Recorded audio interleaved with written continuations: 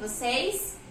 No vídeo de hoje eu vou gravar o capítulo 2 da matéria de matemática, ok? O livro traz pra gente a ideia de sólido e figuras geométricas, figuras plânicas e sólidos geométricos. No começo são os sólidos geométricos, então os sólidos a gente consegue ver as faces, que é o desenhinho dele, então aqui ó, as arestas, que são os pauzinhos, e o vértice, que é a bolinha ou os cantinhos que ligam toda essa figura para ele ser montado. Então, ó, a bolinha, a Pro exemplificou aqui, ó, são os cantinhos desse sólido.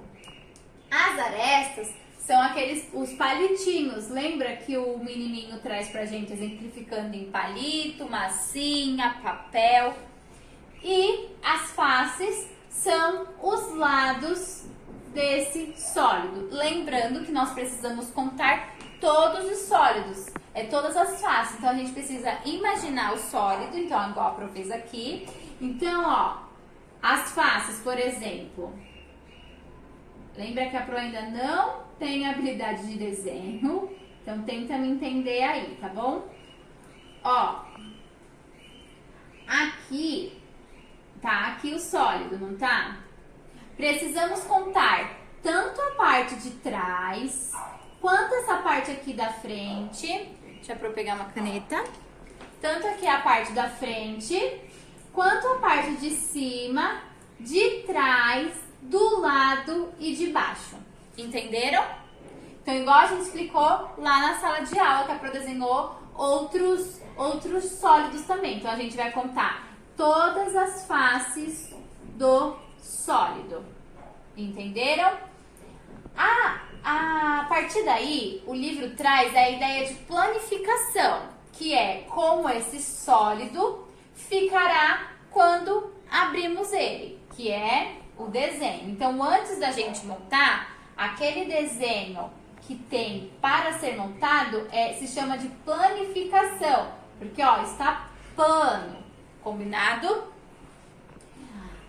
Nas páginas seguintes, ele traz nomes e pra gente relembrar de outros sólidos. Então, o cubo, que a forma dele é quadrada, bloco retangular, 6 faces retangulares, esfera, a bolinha, não tem aresta, não tem vértice, não conseguimos ter a planificação dela. Lembra que tem a menininha enchendo uma bexiga com a esperança de achar o molde da esfera e a bexiga estoura. Não tem como achar a planificação da esfera. O cone desses três, esfera, cone e cilindro, o cone é o único que tem vértices, porque tem apenas um aqui em cima. A parte de baixo é arredondada. Então, lembra que a gente viu o chapéuzinho de aniversário, por exemplo. O cilindro, as bases dele são arredondadas e a gente consegue ver só as arestas, que são os pauzinhos que vão deixar ele em pé. Na página seguinte, também, desse conteúdo, nós vimos as pirâmides. Então, compreendemos que as pirâmides, nós damos os nomes dela com a base dela. Então, sempre nós precisamos ver a base da pirâmide. Então, eu peço que vocês abram na página 110, que lá estão os desenhos das bases que as pirâmides podem ter. Então, pirâmide de base triangular, pirâmide de base pentagonal e assim sucessivamente. Também vimos mais pra frente as vistas. Então, antes das vistas tem o prisma. Depois das pirâmides nós vimos os prismas. Os prismas diferentes das pirâmides, eles possuem bases que se apoiam. Então, aquele prisma de qualquer lado que nós colocamos, tanto daqui ou daqui, ele ficará plano, ele ficará em pé. Então, ele possui essas bases aqui, ó, para se apoiar. E todas as suas faces laterais, para ser prisma, precisam ser retangulares. Então, tá vendo que aqui, ó, é retangular? E aqui, tudo bem que aqui é triangular, mas as laterais, que é lado, são retangulares. Usando a lateralidade, nós iremos ver as vistas. Então, a Pro vai exemplificar aqui, com a vista dela, com a vista que vocês estão vendo no momento, lateral, lados, frontal, frente, superior de cima. Então, a Pro vai aqui mostrar pra vocês, ó. Lateral, o meu lado lateral que vocês estão vendo, não é mesmo? Frontal, o meu lado de frente que vocês estão vendo. Superior, vocês vão ver aqui, ó, a parte de cima da Pro. Entenderam? Conseguiram entender? Conseguiram pegar a ideia? Após isso, vimos também as figuras planas. Então, diferente dos sólidos, as figuras não são extremas, elas não possuem a forma delas. E sim, por exemplo, isso daqui é figura plana, a gente tá vendo a parte dela só, ela não possui várias faces. Então, a gente entende, a gente tem as figuras triângulo, quadrado, retângulo, pentágono, hexágono. E aí, a gente tem que entender, para não confundir, que agora os lados da figura plana são esses tracinhos. Então, diferente do sólido, que esse tracinho é a aresta, na figura plana, esse tracinho aqui são os lados que elas possuem. Então, por exemplo, triângulo, 1, 2, 3, 3 lados. Quadrado, 1, 2, 3, 4, 4 lados.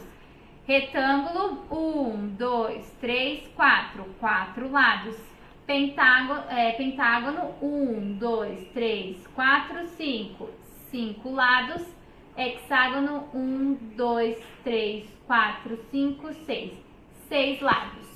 E é a mesma coisa do sólido, o vértice é a mesma coisa, a bolinha. Então, é os cantinhos que ligam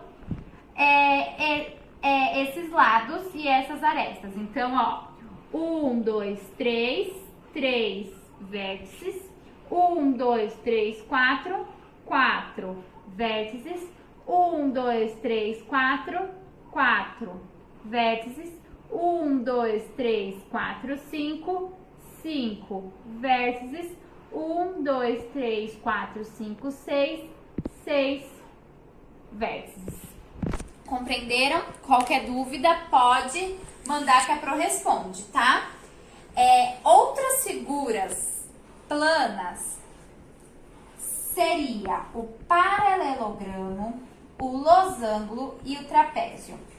Essas figuras, para nós lembrarmos o nome dela e quais são os formatos dela, nós precisamos entender que, ó, o paralelograma, ele sempre vai ter esse jeito inclinado dele. Então, ele vai ter essas duas pontonas e as linhas não vão ser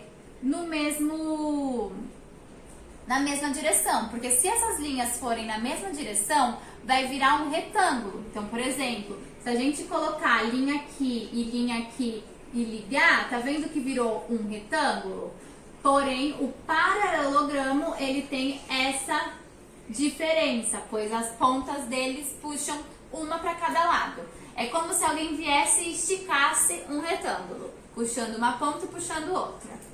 O losango, lembra que a gente viu que a gente precisa imaginar dois triângulos, um para cima e outro para baixo, juntos? Então, o losango sempre vai ser a junção dos dois triângulos, um para o lado de baixo e outro para o lado de cima. Um exemplo do losango é o símbolo de ouros do baralho. E o trapézio, ele tem um lado maior do que o outro. Então, por exemplo, aqui, sempre o tracinho de cima sempre é menor que o tracinho de baixo, que é a base de baixo. Então, como o tracinho é menor, ó, traço maior embaixo, traço menor em cima. Quando você liga, automaticamente a parte de baixo, perdão, que a Pro não sabe, né? Automaticamente ele vai ficar maiorzinho embaixo. O gráfico de duas colunas, também vimos no finalzinho do capítulo, é usado para comparação. Então, por exemplo, aqui que está lá no livro, a Pro usou outras cidades, tá? E usei a coleta de lixo e a água e luz. A parte azul é Embu e a parte vermelha é Tabuão. Lá no mesmo gráfico, usando as mesmas informações daquele exercício, a Pro exemplificou então que a coleta de lixo no Embu é menor do que no Tabuão. A água e luz é menor do que no Tabuão. Então, o gráfico de colunas duplas, ele nos ajuda a comparar duas situações. Entenderam? Então, é basicamente isso. O segundo capítulo. Qualquer dúvida, vocês podem deixar aqui no YouTube ou tanto nas duas outras plataformas. E a Pro, no vídeo de amanhã, a Pro vai trazer exercícios para vocês realizarem dentro desse conteúdo que nós vimos. Pois semana que vem, nos vídeos da semana que vem, nós iniciaremos o conteúdo novo do segundo bimestre de matemática. Combinado? Então, até o próximo vídeo.